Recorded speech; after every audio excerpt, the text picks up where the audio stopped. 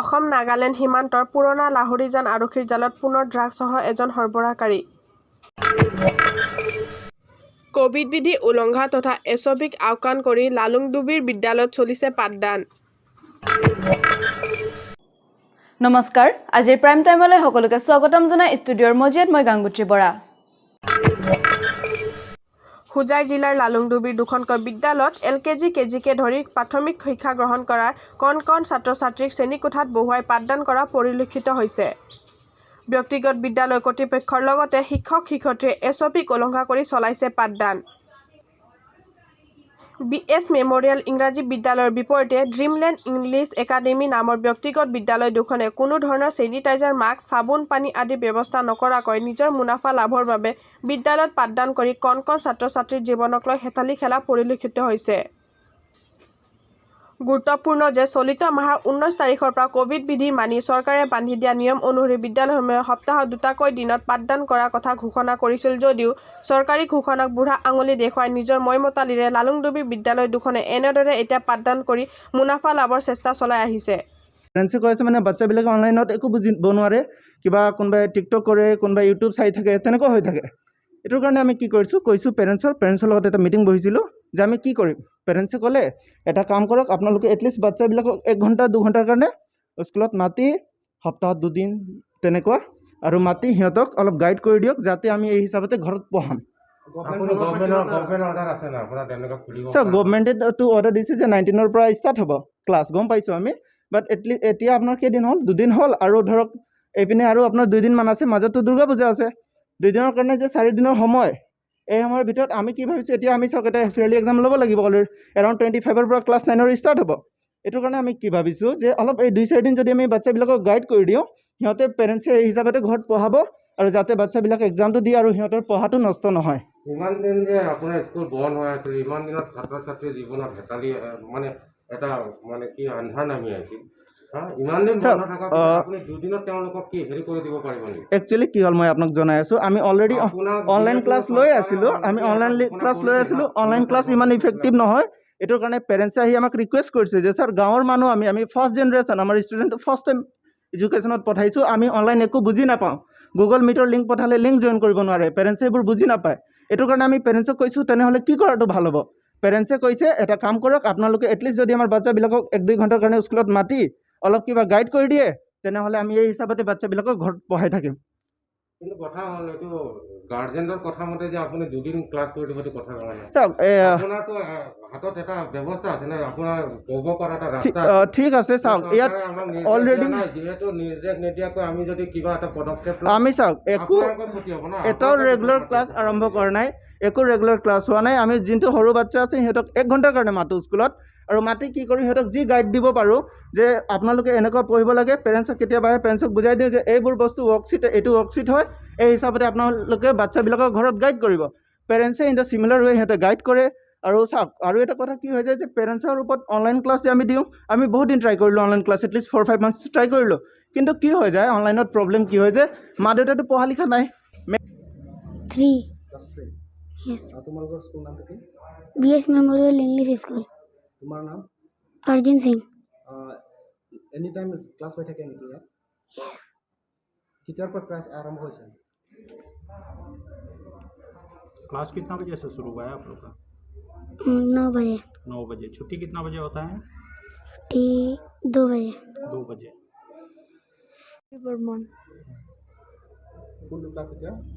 আপোনালোকে আহিছে ভাল কথা, কিন্তু আপোনালোকক মই ধন্যবাদ জনাইছোঁ।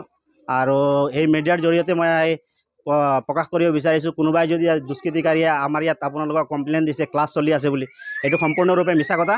কাৰণ ইয়াত কিছুমান ষ্টুডেণ্ট আছে, বেছি ষ্টুডেণ্ট নহয়, 15-20টা ষ্টুডেণ্টক টিউশ্যন কৰি আছে টিচাৰসকলে। গোটেই টিচাৰো নাই, 2জন টিচাৰে টিউশ্যন কৰি আছে।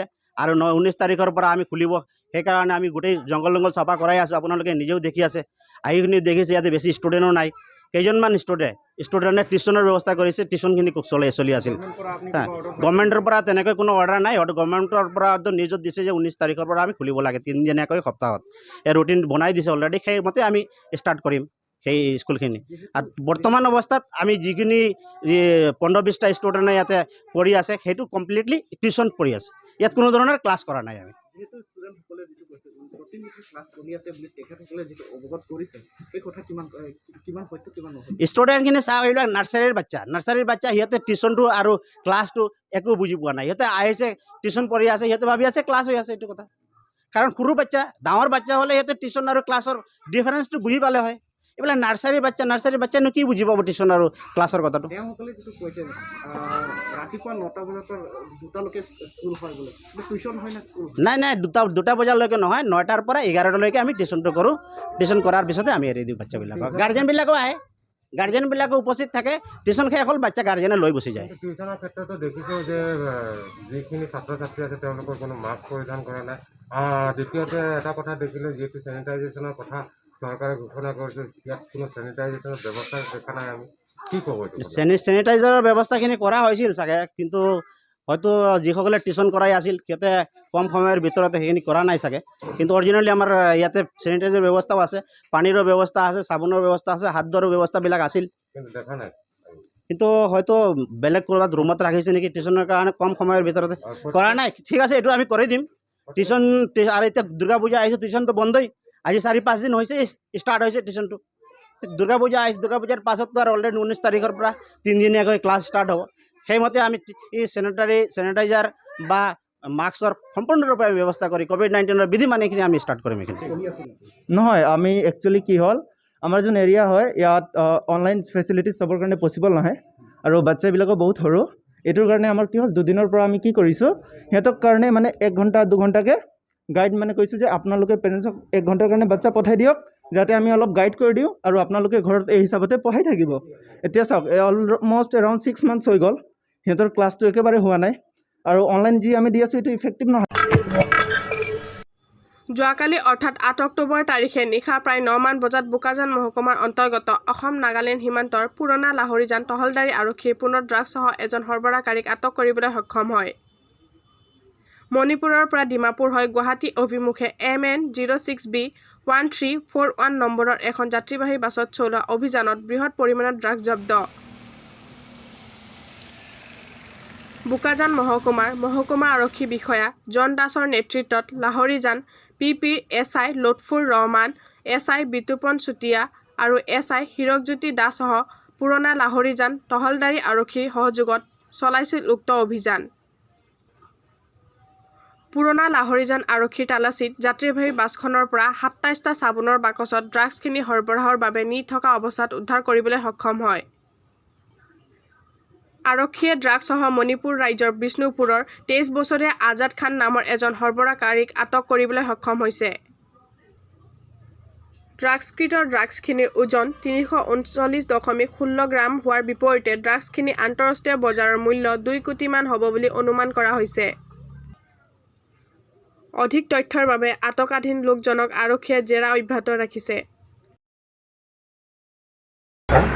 हमारे सिक्रेट इनफर्मेशन आছিলে সেই মৰ্মে আমাৰ ফটকৰি থানাৰ ওচি মকলিক গমৰ তাত ফটকৰিত নাকা লগাইছিলে বৰপথাৰ ওচি ধুব পৰাটো ইয়াতে নাকা লগাইছিলে আৰু প্ৰায় দিনৰ ৰাতিপুৱা 10টা বজাত এখন NL ৰেজিষ্ট্ৰেশ্যনৰ ভিজা পালোঁ এখন ফটকৰি নাকাটো মানে ভাঙি পিনে বৰপথাৰ চাইডে আহিলে আৰু আমাৰ বৰপথাৰ ওচি গাড়ীখন কৰায়ত্ব কৰিলে কৰি পিনে গাড়ীৰ যোনটো আপোনাৰ ড'ৰ পেনেলত যোনটো আছে তাতে এইটো ৱেল্ডিং কৰি আনিছিলে ইনফৰ্মেশ্যন আছিল কাৰণে আমি ৱেল্ডিংটো ভাঙিলোঁ স্পেচিয়েল মেকানিক আনা হৈছিলে তো ভাঙি পিনে তাতে আপোনাৰ আমি হেৰইন মজুত আছিলে 698 গ্ৰামছ য'ত আপোনাৰ মানে চাবোন বক্সত লুকাই আনিছে এইটো আপোনাৰ আহিছিলে মণিপুৰৰ পৰা দুজন নাম আমি কৰায়ত্ব কৰা হৈছে এজনৰ নাম মুকেশ থাপা আৰু এজনৰ নাম অমন দুলহাই বজাৰ মূল্য কিমান হ'ব পাৰে sir approximately 4 to 5 crore international দুইজন ব্যক্তি ছাৰ আৰু কওকচোন নামকেইটা এজনৰ নাম বিকাশ থাপা আৰু এজনৰ নাম অমন দুলহাল হয় তেওঁলোক ক'ৰ আছিলে তেওঁলোক মণিপুৰৰ